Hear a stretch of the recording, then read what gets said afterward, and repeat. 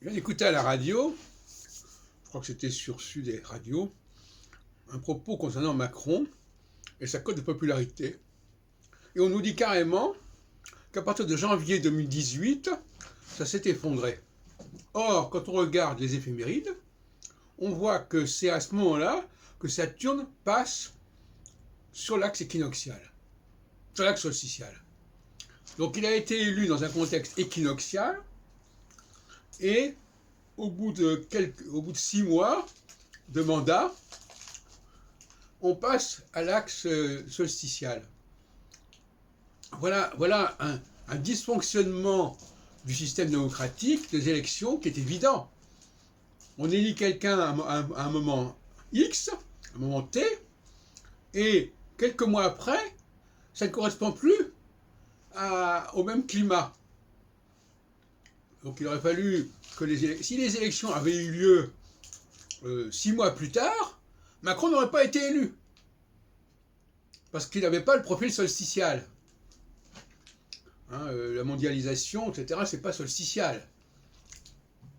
Solsticial, c'est plutôt souverainiste, la solsticialité. Bon, je simplifie, j'en ai déjà parlé par ailleurs. Mais voilà un exemple remarquable d'un dysfonctionnement électoral qui d'ailleurs va se reproduire cette fois-ci aussi quelque part, puisque on va élire quelqu'un en phase solsticiale en 2022, et en 2025, on passe à la phase équinoxiale. Et donc ça va pas le faire, quelque part. Alors il faudrait en tout cas, alors en plus, comme les institutions sont verrouillées, quand il n'y a plus d'élections, ben ça se passe très mal, évidemment.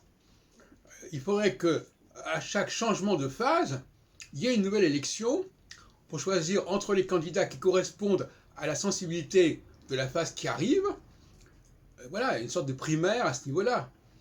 On n'aurait pas dû laisser Macron au pouvoir après janvier 2018. Aussi simple que ça. Bon. Et alors, en ce sens-là, on va dire que, pour employer une expression qui est souvent utilisée à propos de l'astrologie, on va dire que la science politique, quand elle est dans le domaine du droit constitutionnel, est une pseudo-science, une fausse science.